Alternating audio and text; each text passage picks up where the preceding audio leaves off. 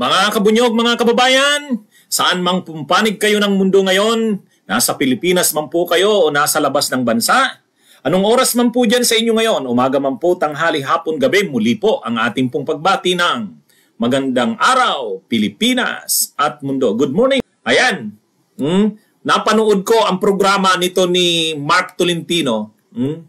Ayaw kong tawaging attorney. Nakakahiya sa profession namin itong ginagawa nito. Itong attorney Mark Tolentino na to. Sabi ni Mark Tolentino, yan nakikita nyo sa picture. Abogado yan ng SMNI. Sabi niya, ang pinaglalaban daw dito nila, ay respeto. Kasi hindi man lang daw nirespeto sila Eric Celes. Hindi raw nirespeto, binastos daw sa kamera. Imagine niyo mga kabunyog, sila pa ang may ganang magsabi na sila yung binastos. Napanood naman natin lahat, napanood ng publiko. Sobra na ang yabang, sobra na ang kahambugan, sobra na ang kasinungalingan nila Eric Celes, nila Lorraine Badoy. To the point na pagdating nila sa kamera, ang tingin nila sa mga kongresista ay kaya pa nilang kaya nilang takutin, kaya nilang paikutin. Wala umabot na ito sa sukdulan Dati ang binibiktima nila ng kanilang mga fake news, red tagging, name calling, lahat. Ang mga biktima nila ay mga aktivista, yung mga leftist, makabayan black, mga kakampings, mga dilawan, sila Leni Robredo, sila Ila de Lima, binabastos nila. Yan ang mga biktima nila ng kanilang kabastusan at kasinungalingan. Pero ngayon kasi, ang binabastos na nila at nagiging biktima na ng kasinungalingan ay ito ng kamera. Sabihin ba naman nila na si Martin Romualdez ay gumastos ng 1.8 billion sa foreign travels lang? At syempre, pinapalabas din nila na ang mga kongresista ngayon, ang kongreso daw ngayon ay napasok na ng mga komunista. At mayroon daw sa buwatan ang mga komunista at si Martin Romualdez at ang mga kongresista. Wow. Kaya hindi na ito napalampas ng mga kongresista.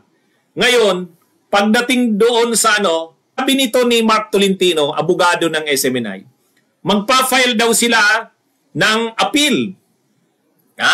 Mag-a-appeal daw sila kasi mayroong uling pagdinig sa Monday Mayroong uling pagdinig sa Monday. Siyempre, a-attend uli yan sila Eric Celes at si Lorraine Badoy kasi nandun lang naman yan nakakulong. Kukunin lang yan sa kanilang kulungan. Kung saan sila nakadetain, dadalhin sila uli doon sa kamera sa pagdinig sa Monday. Sa pagdinig daw sa Monday, mag-aapila sila. So, appeal. Makikiusap daw sila sa kamera na palayain na kasi naman daw. Humanitarian yun ang i-invoke daw nila, humanitarian grounds.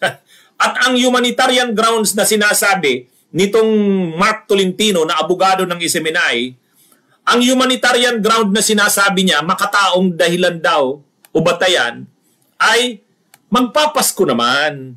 Holiday naman daw, pauwi naman daw sa kanilang mga pamilya. Imagine niyo yan. Ngayon kayo nakakaisip ng mga humanitarian grounds nyo.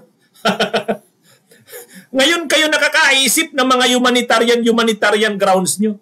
Makataong dahilan. Kayo ba'y naging mga makatao? Kayo ba'y naging mga makatao? Kayo ba sa SMNI? Nagi ba kayo makatao? Tanungin nyo nga ang mga sarili nyo. Ikaw Mark Tolentino, ikaw Relux Suplico, mga abogado kayo niyan. Naging makatao ba kayo? Ngayon, ang bukang bibig nyo, humanitarian. Humanitarian. Kayo ba nang sinisiraan nyo ang mga tao, nang nire-red tag nyo, nang nine-name call nyo? Mga kabunyog, mag-a-appeal daw sila sa kamera. Sa pagdinig daw sa Monday, magre-resume yung pagdinig. Mag-a-appeal daw sila, humanitarian. Kasi daw, kawawa naman daw si Badoy at si Celes na mag-i-spend ng kanilang mga holiday ay doon sa kanilang detention quarter sa kamera. So sa makataong batayan daw,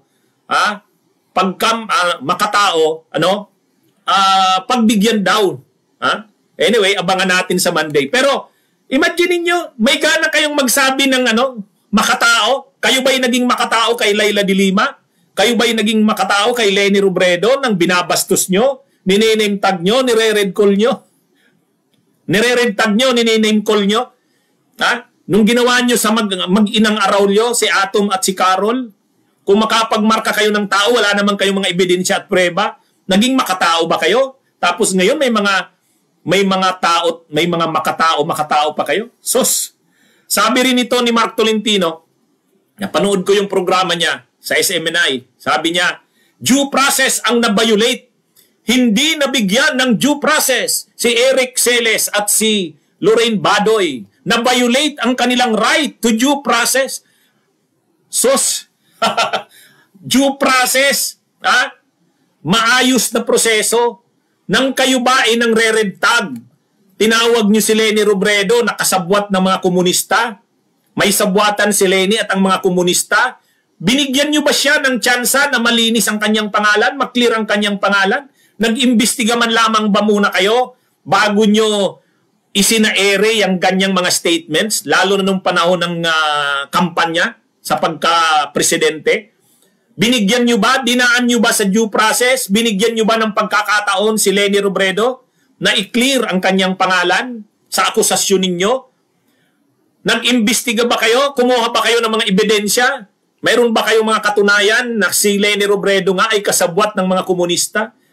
Tapos ngayon, mayroon kayong mga due process. Sus! Ngayon kayo nagbabanggit, bukang bibig nyo ang mga due process. Kayo ba ay may due process? Ay, Mark Tolentino, Rolex Suplico, nakakahiya kayo sa profesyon nating mga abogado sa totoo lang. Sa totoo lang. Wala naman kayong pinagkakaiba na kay Roque. Tayo, hindi naman tayo sa nagbubuhat ng ating bangko. Hindi naman tayo sa nagmamalinis. Tayo ba dito sa programa natin sa Enzo Recto, sa Attorney Ricky Tumutorgo? Ha? Tayo ba ay nag-name calling sa kanila? Ha? Tayo ba ay natin sila? Binastos ba natin sila? Itong sila Badoy, sila Celes? Hindi. Dinidiscuss natin ang issue. Pero never natin silang sinabi, ha? Tinawag ba nating baboy si Eric Celes? Tinawag ba natin ng kabastusan si Lorraine Badoy? Wala. Hindi natin ginawa yan dito. Ha? Wala tayong ganyan. Ha? Dahil tayo man, kahit magkaiba-iba ang ating pananaw at paninindigan, hindi dapat nang babastos, hindi dapat nang re-red tag, hindi dapat nag-name calling. O, kayo, sasabihin nyo ngayon, due process? Due process? Sos? Kayo ngayon ang nag-i-invoke ng due process, numero 1 kayong hindi marunong magrespeto ng due process. Hindi na kayo nahiya sa sarili nyo. Tingnan nyo. Humihingi kayo ng suporta sa media. Sabi nyo, tulungan. Suportahan kayo kasi nalalabag ang inyong freedom of the press, ang inyong freedom of expression. O may sumusuporta ba sa inyo? May sumusuporta ba sa inyo? Ang narinig kong nagsuporta si Bato de la Rosa. Cecil Basco, salamat sa pag-send ng donation. Ang narinig kong in-interview si Bato de la Rosa. Sabi ni Bato de la Rosa, suportahan natin ang SMNI kasi malaki ang naitulong nila sa paglaban sa counterinsurgency. Nagano kayo, nananawagan si Roque, namanawagan nung isang araw. Tapos si Celes, may paganyan-ganyan pa, may paganyan-ganyan pa. Laban, ipaglaban ang press freedom, kalayaan sa pamamahayag.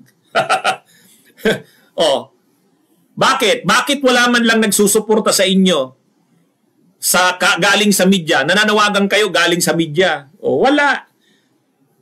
Sa totoo lang. Kaya lang naman kayo na mayagpag dahil kay Duterte nung nakaraang administrasyon. Salamat na lang. Salamat na lang. At yung team unity ng Duterte at Marcos ay nabubuwag na. Salamat.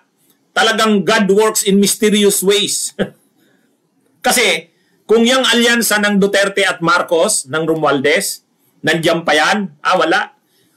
Mamamayagpag yung mga SMNI na yan kasi alam nila malakas sila sa administrasyon. Ngayon, sabi ni panito ni Mark Tolentino, ang hinihingi lang naman daw nila Lorraine Badoy at Eric Celis ay respeto. Respeto. Hindi raw sila nakaramdam na nirespeto sila sa Kamara. Ha? Doon daw sa pagdinig ng House Committee on Legislative Franchises ay hindi sila nirespeto. Hindi raw ginalang yung karapatan nila Eric Celis at Lorraine Badoy. Ito daw ay nalabag. Wow. Respeto. May gana kayong magsabi ng respeto. Respeto. Ang naririnig ko sa kanila ngayon, respeto, due process, humanitarian grounds, freedom of the press, freedom of expression, yung kanila daw na mga karapatan. Wow. Ay. Alam nyo mga kabunyog, ang salamat na lang tayo at dumating na sa ganitong punto. Napakatagal na natin yan. Napakatagal na natin yan na hinihingi. Na sana dumating ang panahon na ang SMNI at itong mga nagbo-broadcast, nagpo-programa dyan, ay madisiplina, mapatawa ng parusa. Mga kabunyog, ito na, nangyayari na ngayon. O nasaan na si Kibuloy? O nananahimik? Pag nagsalita pa si Kibuloy, sige, ipagtanggol niya yung mga yan. Actually, dumidistansya si Kibuloy ngayon. Naririnig ko yung mga statements nila nitong dalawang abogado doon sa Kamara. Alam nyo, ang ginagamit nilang defense, mga kabunyog, mga kababayan, kami sa law, pag corporation kasi yung Suarasog Corporation yung Suarasog. Ang Suarasog yung may franchise Tapos ang Suarasog, yung franchise ng Suarasog, yun yung ginagamit ng SMNI. Kumbaga yung SMNI, yan yung brand. Pero ang corporation, Suarasog. Ngayon, dinidistansya si Kibuloy doon. Pinapalabas nila na si Kibuloy ay hindi may-ari ng SMNI. At si Kibuloy ay hindi siya ang may malaking shares sa Suarasog Corporation. Hindi naman daw makapangyarihan si Kibuloy dyan sa mga kumpanya na yan. At sila Lorraine Badoy daw at Eric Celis ay hindi naman mga empleyado ng SMNI. Sila ay mga black timer. Kumuha daw sila ng slot sa mga programa ng SMNI at nagbabayad sila dito. Yan. Kita nyo? Kapag kapag nasusukol na, naghuhugas ng kamay kanya-kanya ng palusot, kung talagang wala kayong ginagawang masama, panindigan nyo. Panindigan nyo. Sa totoo lang, tayo ba dito sa programa natin sa Attorney Enzo Recto at sa Ricky Tumutorgo, nagpi-fake news ba tayo? Nagdi-disinformation ba tayo? Hindi ako nagpi-fake news, hindi ako nagdi-disinformation. Wala akong ginagawang ganyan. Pero kung mga pagkakataon nagkakamali din ako, honest mistake yon. At kaya kong ipaliwanag kung itong mga diniscuss ko ay saan ko kinuha. Pwede kong sabihin na itong diniscuss ko, nabasa ko ito sa ganito. So ibig sabihin, in good faith ako. Ito kasing sila Lorraine Badoy, sila Eric Celis, sasabihin nila, si Leni Robredo ay kasabwat ng mga komunista. Ano ang basis nila at sinabi nilang kasabwat si Leni Robredo ng mga komunista? Dahil in-endorse daw ng Makabayan Black si Leni Robredo. Suportado daw si Leni Robredo ng Makabayan Black. Wow! Dahil lang sa ganun, sasabihin mong kasabwat na si Leni Robredo ng mga komunista?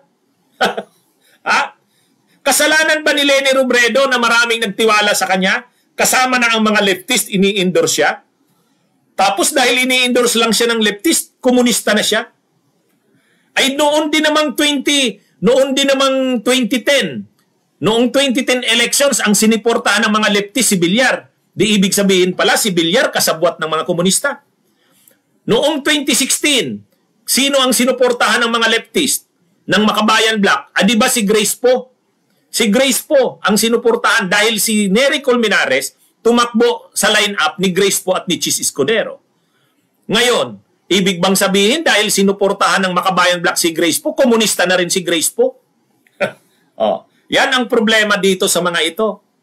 Nang nakasalang na nang nakasalang na si Lorraine Badoy, tinatanong nila Congresswoman Kimbo at saka ni Congressman Pimentel. Sabi nila Congressman Pimentel, noong eleksyon, inakusahan mo si Leni Robredo na kasabwat ng mga komunista. Ano ba ang preba nyo? May preba ka ba nun? Wala namang may present na preba si Lorraine Badoy. Ang sabi niya lang, hindi niya raw opinion yon. Stand daw yan ng gobyerno nung panahon na yon. O hinihingan siya. Mayroon bang pronouncement ang gobyerno ng panahon na yan? Na si Leni Robredo nga ay kasabwat ng mga komunista? O wala namang may present si Lorraine Badoy. Kaya siya na contempt. Kaya siya na cite in contempt dahil nagsisinungaling siya. Nung tinanong siya, black timer ba kayo ng SMNI? Sabi niya, oo. Bilang black timer, ibig sabihin mayroon kayong advertisers? Oo daw. Pwede bang magbigay ka ng example kung sino yung advertisers nyo? Hindi niya raw maalala. O di obvious nagsisinungaling. Ikaw yung nakakuha ng black time, may advertisers ka, wala ka man lang maalala ang black advertiser mo. Wala. Yan ang problema sa ganyang mga tao. Kapag iniharap mo na sa mga pagdinig, kapag kinonfronta mo na, wala na. Kasi sa totoo lang, fake news at disinformation sila. Wala namang mga basihan ang pinagsasabi nila eh. Kaya lang napakarami na nilang taong sinira. Salamat ngayon, at pinapanagot na sila ng kanilang mga kagagawan. At dahil sa ginawa na yan nila Eric Selitz at Lorraine Badoy, SMNI na ngayon ang namumroblema ang prangkesa. SMNI na. At ito ngayong abogado nila, todo invoke na ngayon ang kung ano-ano mga freedoms. Respeto daw, hindi raw nirespeto ang karapatan nila Lorraine Badoy at Eric Selitz. Hindi raw binigyan ng due process. Nilabag daw ang kanilang freedom of the press. O ngayon, mayroon bang sumusuporta sa inyo? Nasaan na? Pakilusin nyo na yung mga DDS. Yung mga diehard Duterte supporters, sabi nyo, napakaraming supporter pa ni Digong. Ngayon na. Pasuportahin nyo na. Nananawagan na si Roque, wala namang nagre-responde. Yan ang panahon ngayon ng paniningil. Alam nyo mga kabunyog, nakakatuwa naman itong mga nangyayari nitong huling mga araw. At least kahit papano, yung mga pinaglalaban natin na matagal na, kahit papano nagkakabunga ang ginagawa natin. Kumbaga, sa nangyayaring ito, tingnan nyo, yung pinaglalaban natin laban sa katiwalian, laban sa pang-aabuso sa pera ng bayan, at least anong nagawa natin ngayon? Natapyas ang confidential funds ni Sara. Yan palang napakalaking tagumpay na natin. Yung matagal na nating pinaglalaban na hustisya sa mga biktima ng drug war ni Duterte, parang nung nakaraang mga araw, wala tayong nakikitang pag-asa eh. Pero ngayon, yung Kongreso, yung Kamara, mayroong resolution ngayon na dapat mag-cooperate na tayo sa ICC. Maganda mga kabunyog, magandang mga developments ito. Nakalaya na si Leila de Lima. Ayan. Pinapasagot na ng Korte Suprema si Sara sa issue ng constitutionality ng transfer sa kanyang confidential funds. Si Digong may kaso na may reklamo na nakasampa sa prosecutor at nagkakaroon na ng preliminary investigation. Mga kabunyog, si Leila de Lima nagsabi na kakasuhan niya si Duterte at si Aguirre. Kakasuhan niya rin yung mga vloggers na sumira sa kanyang pagkababae at pagkatao. Mga kabunyog, nakakakita tayo nitong darating na mga araw. Tayo ngayon ay pumapalag. Pumapalag na ang bayan. At natutuwa tayo na may bahagi ng mga dating hindi natin kasamahan. Lalo na itong mga kongresistang ito na hindi naman natin yung kasamahan sa oposisyon. Pero ngayon kahit papano ay sumasama sa mga isyong ating pinaglalaban. Hindi man sila totoo. Kasi sa totoo lang, hindi naman talaga nila yan pinaglalaban noon eh. Kaya lang sa ngayon kasi, nasubrahan na rin ang kagarapalan itong mga taga-SMNI. Nasubrahan na rin ang kasinungalingan at kabastusan. Na kahit sila na mga kongresista at mismo pang si Speaker Martin Romualdez ay naging biktima nila. So, ang nangyayari ngayon mga kabunyog, ang kagarapalan ng kagaspangan at kabastusan nila Eric Celis at Lorin Badoy, kahit yung Kamara at mga kongresista ay nakakaranas ng fake news, ng disinformation, ng paninira. Kaya hindi na nila ito papalampasin. Sabi nga ni Congressman Johnny Pimentel ng Surigao, SMNI has to be stopped. Laban natin sila Marcos at Romualdez nung nakaraang eleksyon. Sa pagkakataong ito, i-recognize din natin yung kanilang nagawa sa bagay na to. Kasi kung gustong pigilin nila Marcos at nila Romualdez yan, pwede nilang pigilin yan pero hindi nila ginagawa. Kaya salamat. Okay mga kabunyog, mga kababayan, hintayin nyo ang follow-up ko pa dito sa issue na to. Okay, mga kabunyog, tayo naman dito sa Insurrecto at Attorney Ricky Tumutorgo, napaka-fair naman natin. Kung tama, susuportahan natin. Kung mali, kukomentaryuhan natin ng negative. Ganyan tayo. Fair tayo and reasonable. Okay, mga kabunyog, mga kababayan, magandang araw sa inyong lahat. Mabuhay po tayo. Bunyog, bunyog, halikan na kasama ka. Bunyog, kapag buklod ay may pag-asa. Luzon, Visayas, Mindanao, isa ang pananaw. Sa bagong Pilipinas ang bunyog isisigaw. Bunyog.